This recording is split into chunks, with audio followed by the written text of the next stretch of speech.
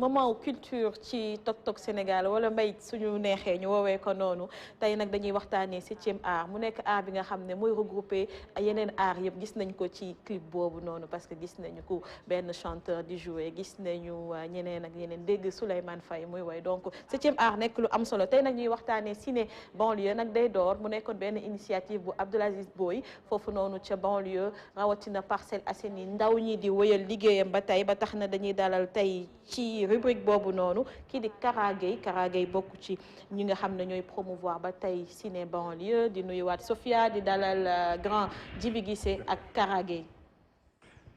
dalal leen seen gan xam nga cinéma la ah. cinéma la sama ñu ngi ci sa domaine de xam naa loolu. waaw ñu koy dama kontaan tey. c'est ça Djibi Guissé, content de te retrouver sur le plateau grand Djibi comme d'habitude. Plaisir partagé. C'est ça et content d'avoir Kara aussi ci plateau bi pour la promotion ni nga xamante ni moo di 7e art sénégalais. avec ciné banlieue dama lay bàyyi nga présenter sa bopp nga wax ñu tuuti peut-être ci ciné banlieue tamit. D'abord salaamaaleykum. Merci Sophia, merci mon grand, merci Hassana. Oussama. La fille des filles, d'accord. Oui, ça fait plaisir. Ñu ñëw fii ni ITV pour un peu partager de ciné banlieue suñu école, les opportunités que peut apporter le cinéma et en même temps partager avec téléspectateurs yi suñu festival bi nga xam ñu ngi koy waajal bi nga xam mooy 5e édition Banlieue Film Festival bi nga xam ni Mamadou Dia moom moo nekk le réalisateur de Bamou Nafi moom moo nekk cette année le parrain. Votre parrain. Et aussi le frère de Maba. De Sophia. En tout cas man bëggoon naa xam déjà ciné banlieue lan la représenté parce que Oussama mu koy wax initiative bi nga xamante ni yàgg na torop nan ngeen def déjà lan la représenté et puis nan ngeen def pour continuer en fait initiative boobu en sachant que c'est pas facile hein, le soutien n'est pas forcément au niveau qu'on l'aimerait etc. lan moo tax yéen ngeen di yëngu ba léegi di promouvoir di continuer initiative boobu. D'abord, pour répondre à ta question, ciné banlieue, l'un le représenté, il y a des initiatives qui aujourd'hui se passent un peu partout dans le monde où il y a des débats autour de l'avenir du cinéma. Mais les experts disent tout le temps que le ciné banlieue représente l'avenir du cinéma africain et l'avenir du cinéma mondial. Donc, tout simplement parce que nous prenons pour la formation des jeunes. Et que depuis le vieux moom ba mu génne àdduna parce que foog naa ni pas bi moom kenn dootu ko présenté Sénégal. ñu di ko rendre hommage léegi moom ay hommage rek la. moom kenn dootu ko waxati ay initiative am lu mu jot a def ci cinéma ak yooyu noonu mais ñun lan moo nekkoon suñu principal combat mooy moom lu mu fi tegoon ñu continuer ko te alhamdulilah affaire boobu noonu tey continuer ko ba tey nit ñi dañuy woo un peu partout dans le monde di ñëw pour bëgg a def sax ay master class fii Sénégal. ñi nga xam ne tey ay professionnels dañ ciy ñëw tey di si bénéficier wu des jeunes yi nga xam ne tey jànguñu itam dañuy mën a ñëw dugg biir ciné banlieue jàng foofu cinéma ba tey ñu ngi di dem dans des plateaux internationaux ba pare di en même temps di liggéey dans les téléséries di liggéey dans les télévisions ba récemment même maa ngi dégg sa invité bi mu ni Abdou Aziz Boy jàngal nga ko c'est-à-dire mënatoo jàll fenn te duñ la wax tey jii nii monsieur Boy jàngal na kii wala jàngal lu et son travail est en train d'être primé parce que xam nañu Moli Kane voilà ci école am la jaar mu jël poulain d'or bu FESPACO exactement Moli Kane tamit maa ngi profité aussi occasion bi pour wax ko ni ko félicitations on est vraiment fiers de toi moom ba mu jëlee poulain d'or boobu noonu ba mu wàccee aéroport directement dafa ñëwaat école parce que loolu coutume la fa tey coutume la fa parce que boo xoolee moom promotion am ak ñeneen ñi nga xam ne tey jii nii topp nañ si ay promotion am tey yàgg nañ jël ay prix di ko indi cinéma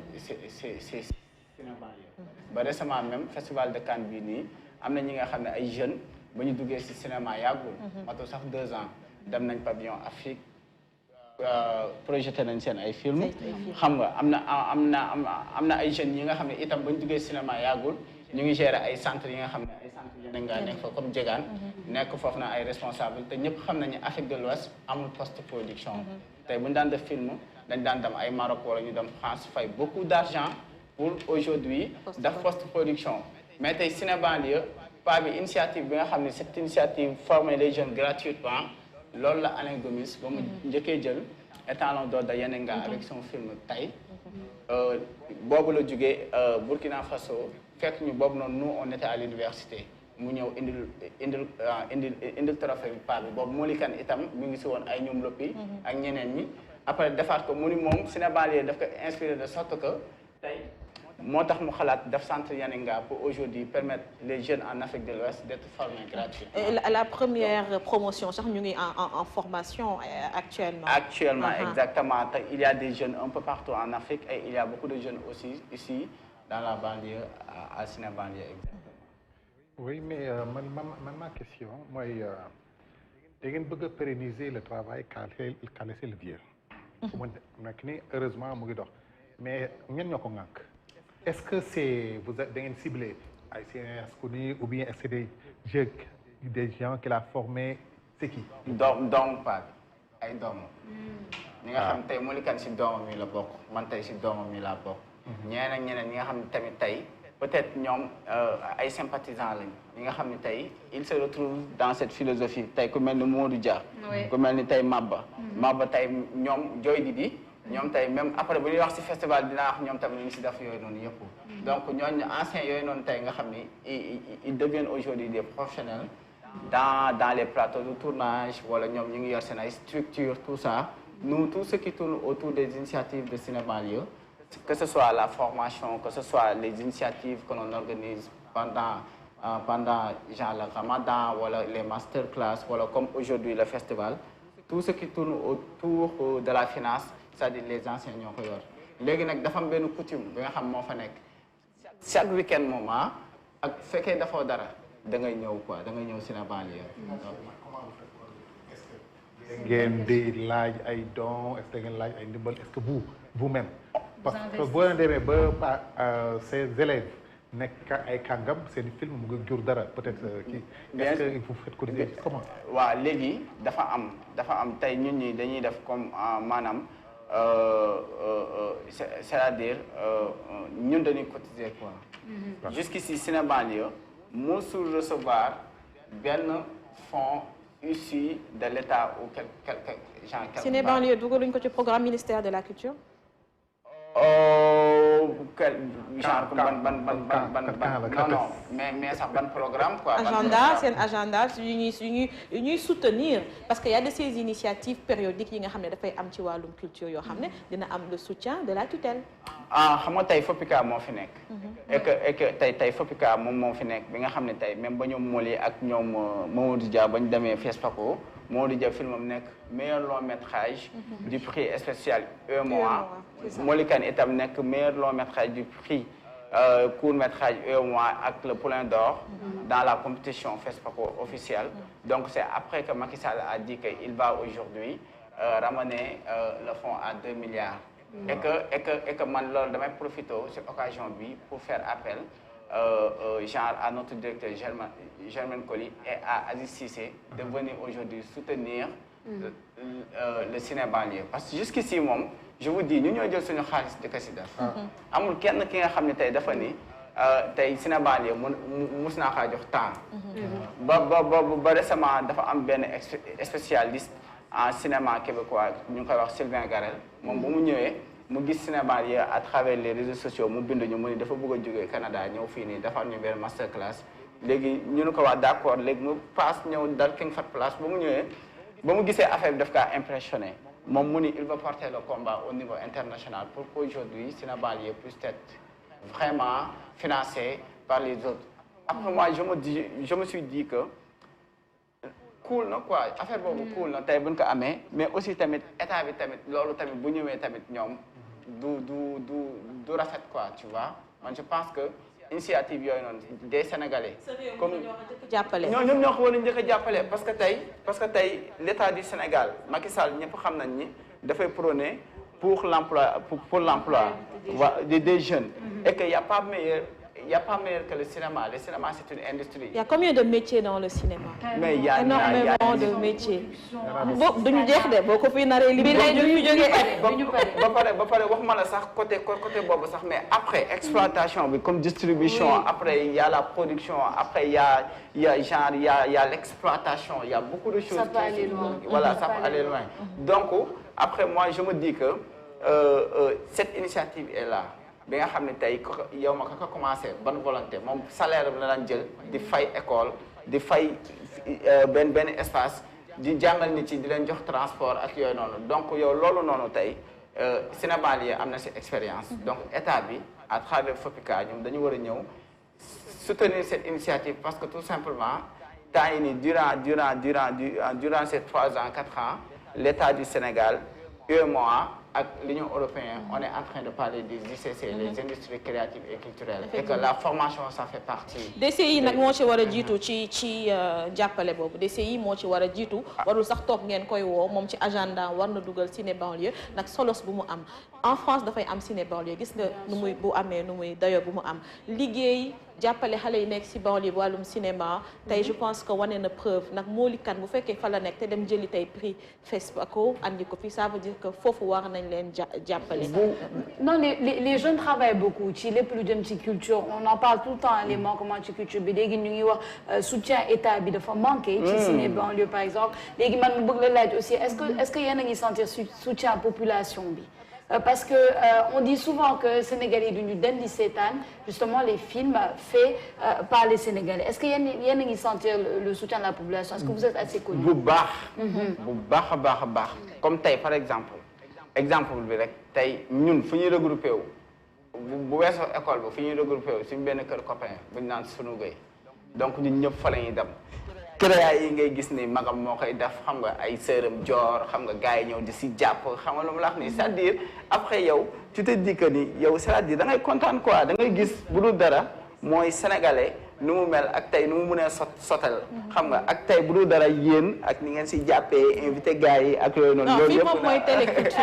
fii moom mooy dooleel culture parce que Sophia ba mu ko waxee. sincèrement xam nga ba tey 6 heures du matin ñu ngi waxtaan quoi. tu vois muy xool affaire yi doon donc loolu noonu man yooyu noonu laa jël en considération léegi nag bu ñu amee comme plateforme bu mel ni ITV qui aujourd'hui prône pour la culture. donc léegi loolu day gën a accessible pour la promotion. donc pour dire que même koñ boobu tamit ñu nekk. yi Baye Fall yi kër yi gars yi même bu ñu dee ñëw directeur école bi même sëriñ yi dañuy ñëw di jàpp démb rek gars yi ba ñu doon ñëw di nettoyer foofu noonu parce que xam nga boo xoolee banlieue film festival genre pas bi dafa amoon banlieue film festival am campus film festival moom mooy à l'université léegi esprit bi moom mooy que banlieue film festival muy xew si banlieue bi bu fa génnee rek yow c'est-à-dire esprit boobu noonu génn nañ ko comprendre nga léegi nag après esprit boobu nag moom mooy esprit débrouillard entre aide comprendre na jàppalante suñu biir jàppal ma jàpp démb xale yu jigéen ñi espace bi ñu waroon defaree kii bi projection bi dañ fa defoon ay briques xale yu jigéen ñi ñoo ñëwoon école ba jeunes yi ñëw di gàtt briques yi après ñoo arrêté leen bàyyi leen góor ñi def ko non loolu making of ngeen ko wax mais Kara bëgg naa xam ci 3 jours yooyu noonu yan activité mooy jalonné affaire bi mooy festival parce que il faut que ñu xam programme yi pour que engouement population bi gën a fekk ñu dem seetaani voilà le festival ñu dooleel waa ciné banlieue. léegi vendredi bi moom moo nekk cérémonie d'ouverture bi léegi 16h 18h. c'est-à-dire même tey am na match tey moom am na match entre acteur ak waa Daara xam ne ñi nga xam ñun d'habitude ñooñu la ñuy jël suñu film yi ak yooyu noonu comme xam nga léegi suba am moom mooy cérémonie d'ouverture bi 16h ba 18h mooy mise en place bi ak yooyu noonu après 18h 20h moom moo nekk conférence de presse bi pour un peu expliquer aujourd'hui genre la politique de ciné banlieue. Après la programmation, les films qu'on va projeter, parce qu'on va projeter plus de 20 films. Et aussi, il y aura Germaine Colli, le directeur de la cinématographie. De la cinématographie. Il y a aussi Adi Cissé qui m'a fait signe pour me dire Fopika. que Fopika quoi, tu vois, ça nous fait plaisir. Mais ça vous fait, par exemple, le fait que y ait une consécration à l'extérieur, avec tout, avec prix, quoi. Alors que le Sénégal, dans le cinéma, quoi. Qu'est-ce que vous préconisez? est-ce que da ngeen développer relation télé yi c'est quoi comme perspective quoi.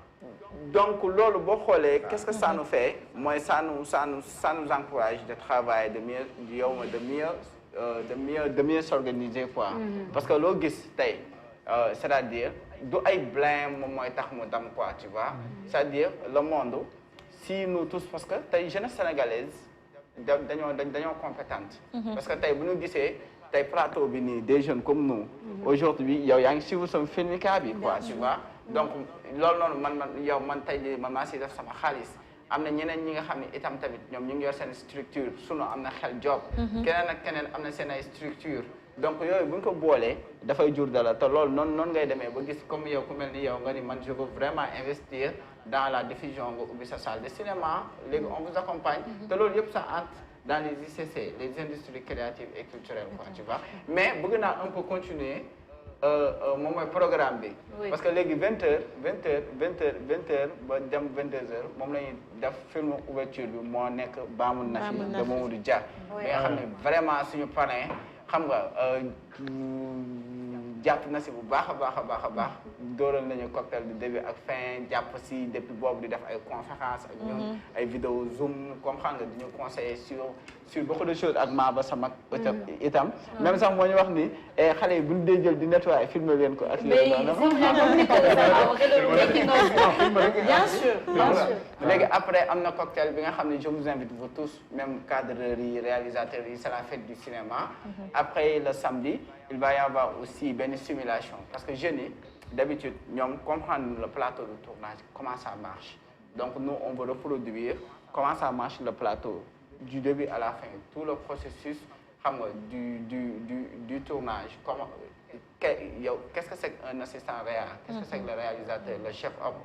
le deuxième assistant c'est quoi son job le script vous voyez le costumier xam nga donc quel est le job aujourd'hui du troisième assistant le genre le photographe du plateau machiniste xam nga comment dirais-je éclairagiste il y a beaucoup de choses qui aujourd'hui impactent dans le plateau donc yooyu noonu jeunes yi bëgg na loolu simulation lañ koy def bu ñu paree si loolu après chaque chef de poste dañuy ñëw échanger par rapport ak ki nga xam ne tey man mën naa gis ma ne man de chef op bi daf maa impressionné léegi vous échangez quoi donc mu nekk benn échange de compétences léegi après loolu noonu itam guddi gi dina am projection yi nga xam ni film yi ñu jot a liggéey si 2 ans yi dina am benn moitié bi nga xam dañ koy projeté récemment am nañ tam suñu benn sœur Dieynaba moom filmam am na benn festival bu ñu ko jël xam nga genre en Soudan donc grande première bi fii lay doon itam ci festival bi léegi le dimanche il va y avoir aussi tamit benn benn atelier sur le jeu d'acteur